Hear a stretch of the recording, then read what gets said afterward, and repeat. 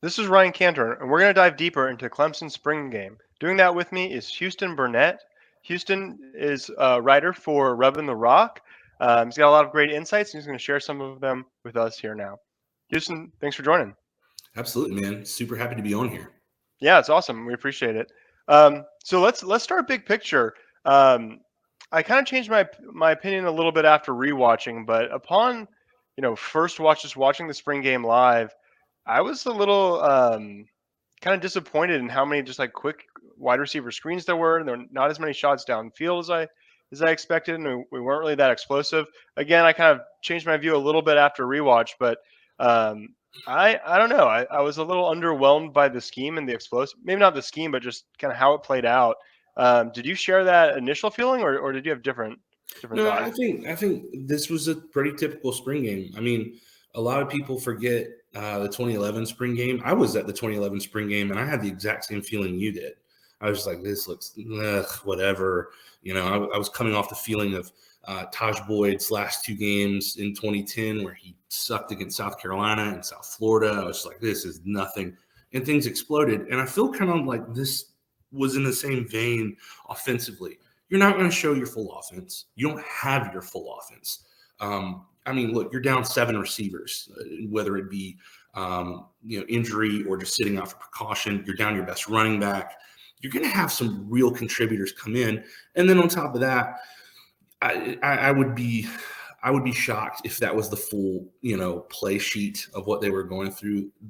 Spring games are notoriously vanilla.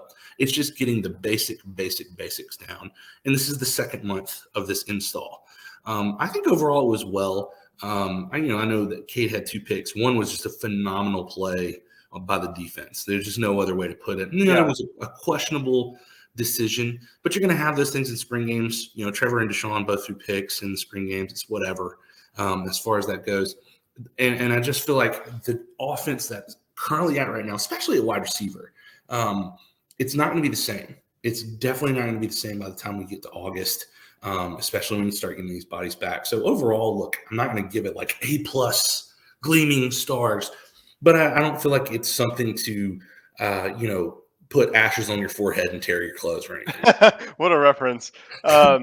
Yeah, so first of all, Taj Boyd is probably my favorite, at least offensive player of all time. So Yeah. just for the record, that was Kyle Parker in that 2010 South Carolina game.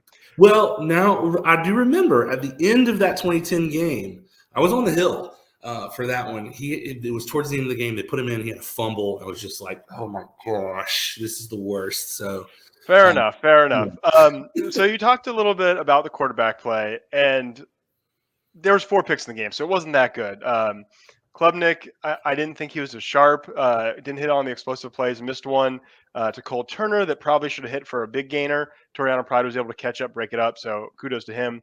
And Chris Vizina, and maybe this is fine because he's not supposed to have a big role quite yet, but he didn't look ready. And based on the broadcast, sounds like the plan is to redshirt him, which makes sense. Give Hunter Helms his shot, or they brought in Paul Tyson. Now it doesn't seem it seemed odd before, but now it makes more sense.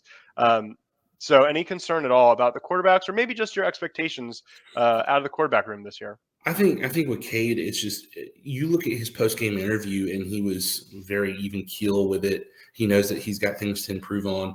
I think he knows too that there's a lot of time left to get that timing down. That there's players out there that he's going to have better timing with. I think his worst pass of the day was that ball to Cole Turner. Yep. He just shorted it, and I think that's just a 2-month kind of thing, right? You're still working out the kinks. I feel like they'll run that play pretty early on in the season, and I'd be willing to bet that it'll be a different result, even if it's a different receiver. I feel like that's going to be good. It's just one of those things where you're short playmakers right now, so you're probably not going to reflect that. Even in the run game, especially when you're having a dominant defensive game like Clemson had. And then with Christopher Vizina, one of the picks was kind of like desperation mode. The other, Yep. We got to give credit to Khalil Barnes. Khalil Barnes probably had the best defensive spring game of anyone I can remember. As far as I guess Peter Wood. Now that I think about it, there's several freshmen that have outstanding spring games, but Khalil Barnes jumped out because his presence was known immediately. And so for someone like that to jump on the scene, it can't be denied that he had a great pick there. But Vizina's got stuff to work on. I think a redshirt would be good for him. Yeah, and it helps. Clemson missed on a couple of QB recruits, so you sort of just move Vizina back a class, kind of solves that problem. Yeah. We touched on Cole Turner. Let's talk about wide receivers. I think that Cole Turner is possibly the most important sort of like X factor for this team. He is really explosive and he is a deep threat, and that is where Clemson has lacked for the past 2 years. I think they have to be explosive in a couple ways, and one of those is just taking deep shots and hitting on them. They probably, the play we were talking about, that should have been one, but at least he was open. He got open. So how important is Cole Turner? What are your expectations for him and the rest of the room? Obviously, Bo Collins, Adam Randall did not play in the spring game. I think it's important Cole Turner, you're right, is going to be very good. I think that in his 2 games, or I guess 2 or 3 games that he got a chance to play in last year, he really flashed, especially in that North Carolina game, that big catch against Tennessee. He can be I don't think he's the same body comp as a Hunter Renfrow. I think he's faster and bigger. Yep, And so, like you said, he can be a deep threat that I don't think, at least early on, people are going to take credit for. So it's important that he steps up, but also Antonio Williams continues to develop. Don't have a sophomore slump, and it's important that when Adam Randall and Bo Collins get back, they hit the ground running. It sounds like Bo Collins, even though he wasn't able to really do contact, really had a good spring. I'd imagine Adam Randall is going to have a big summer. The limited action that he had last year, he looked good. It's just he was injured. So I think a fully healthy Adam Randall is going to be huge. And then I think out of the group of freshman wide receivers that are coming in that haven't played, and including Noble Johnson as well, I think Noble Johnson did a lot of good things on Saturday. He is a big guy. He's a big guy. And I'm interested to see how fast it takes him to assimilate, because he could be someone that gets early PT along with somebody maybe like a Ronan Hannafin or a Tyler Brown. If any of these freshmen take a step over the summer, that's a huge gain for Clemson in this wide receiver room. So if you have 3 or 4 guys that are willing to take that step up, all of a sudden that wide receiver room doesn't seem as desperate as a lot of people make it sound to be. Yeah, and I'll say that, during the 2 DJ years, I was one of the people saying I think it's more wide receiver than quarterback or scheme. And obviously we'll have a new quarterback and a new scheme this year. So hopefully I'm wrong, and it's not wide receiver. Obviously a lot of freshmen coming in could fix that. I think Antonio Williams having a year where he builds on an amazing freshman year is really critical. One other guy on offense I want to touch on. I had Jason Magny on the channel recently, and we kind of disagreed on Tristan Leigh. I try to keep an eye on him live, and then I rewatched and try to, I didn't watch him every single play. It's kind of boring to do that for the offensive line, but I did try to take a peek and note when he was messing up or when he was doing great. And I had a lot more doing greats than messing ups for Tristan Leigh. I thought he stood out, and I have been kind of on this bandwagon of I'm they always talk about getting the best five offensive linemen. I don't care who the best 5 are. I want the best unit. And I get really frustrated sometimes when they're shuffling these guys all over the place to get the best 5, but then you have them all playing out of position. I think that really hurt Walker Parks last year, playing a guard instead of tackle. So if Leigh can play left tackle, you keep the 4 other returning starters on the same position. Now, Jason Magny felt like he, had some issues. I thought he looked good. Where do you kind of land on this? I feel like he's somewhere in the middle. I think there's definitely room to improve for him, but I also agree that he's taking a step, right? There were a few names across the board this year of players that this is their contract year, and Tristan Leigh is one of them, and he's finally showing some signs there. It's important for the growth to continue, because on that note, you have some freshmen that looked the part on Saturday, whether it be Harris Sewell or Zachariah Owens or even Ian Reed. The 3 that they brought in there looked good. And so you got guys nipping at your heels. And I think Tristan Leigh knows that, and I think he's finally starting to put it together in the head. And that's only going to be good going forward. Yeah, and I think a lot of people don't realize, he's from Virginia, and his senior year of high school was canceled because of COVID restrictions. So that really sets you back. So then he came in, he Mhm. wasn't in shape, all of that. He's a redshirt sophomore, so this is his third year, and now he has I think a decent shot to earn a starting position. Yeah. Um, let's flip over to the defense. For some of the negative things I had to say about the offense, I've got nothing but positives about this defense. That secondary was not good last year, and boy, they looked awesome. Nate Wiggins last year, at the very beginning of the year, was not good, and by the end of the year, he was very good, and he looks like he's even maybe gotten better. Mukuba, he had the elbow injury we knew about, but he also had knee and ankle injuries. Maybe that's why he struggled so much. He looked good. I thought Shelton Lewis, the freshman cornerback, looked good. Sheridan Jones didn't play, but you'll add him to the mix. I thought this secondary looks like they're going to fix a lot of the problems we saw last year. Yeah, I mean, the defense as a whole could, as much as we talk about the offense taking another step, this defense could take a massive step to being dominant again next year. I mean, you think about the Orange team's secondary of, if I'm not mistaken, it was Wiggins, Pride at corner, Mickens, and Mukuba at safety, and they all made plays. They all look good. And then on the white team, you had Shelton Lewis and Khalil Barnes.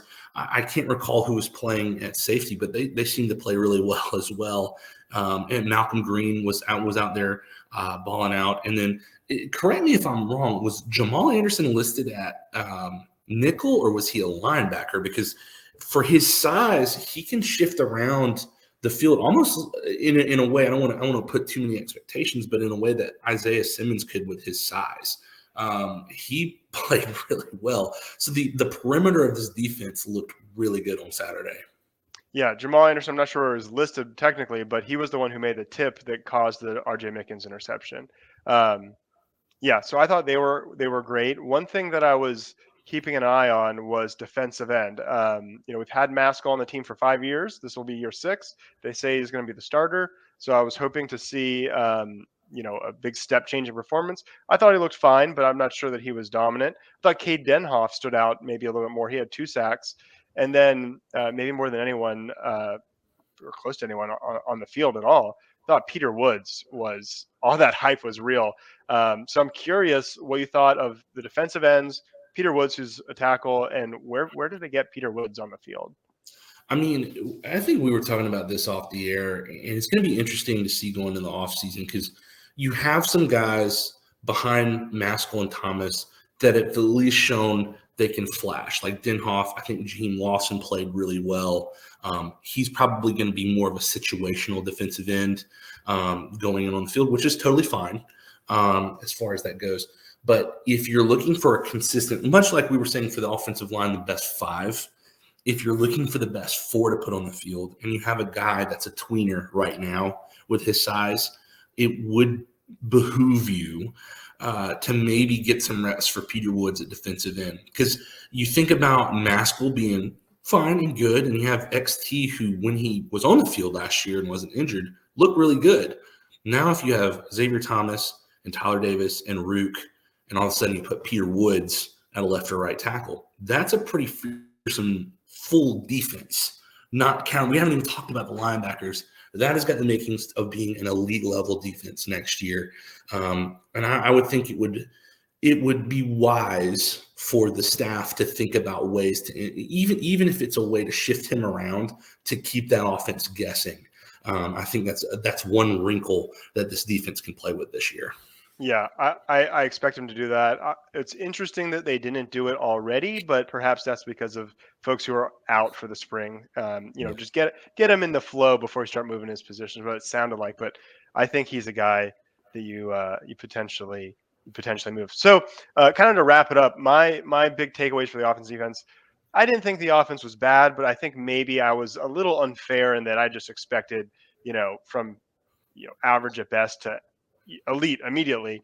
Maybe it's a little bit more. I didn't think the wide receivers and the quarterbacks together were that great. I did like how the tight ends were getting more involved in the middle of the field, which is kind of ironic because I feel like it's been years of fans, analytical fans and just casual fans saying use the tight ends more, use the middle of the field more. And it took a new offensive coordinator that's generally considered elite, and he's doing it. So that was maybe we're not going to be elite immediately, but I think we see offensive improvements. That was my take on the offense. I'll let you opine on that before we kind of end with defense. Sure.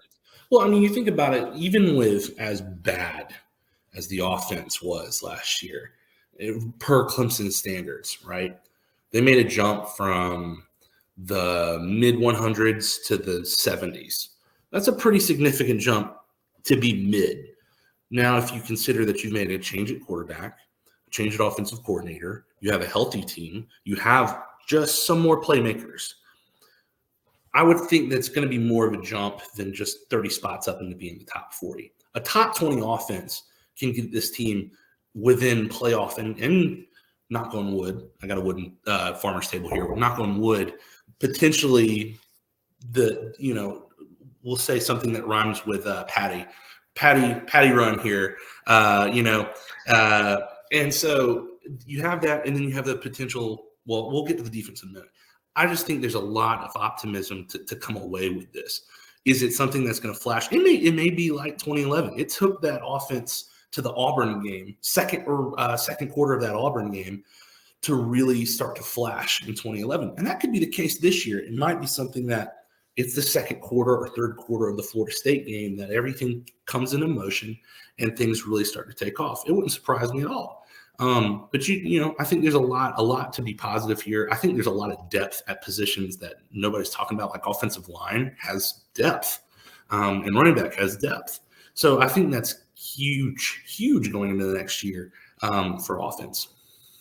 So on defense, I think my analysis is we're back. I mean, I think the defense could improve more than the offense, and I'll just let you take it from there. Mm-hmm. Yeah, I mean, if you play like you did Saturday, if you keep everyone healthy, or for the most part healthy, and not have extensive or loads of people be out for weeks and weeks at a time,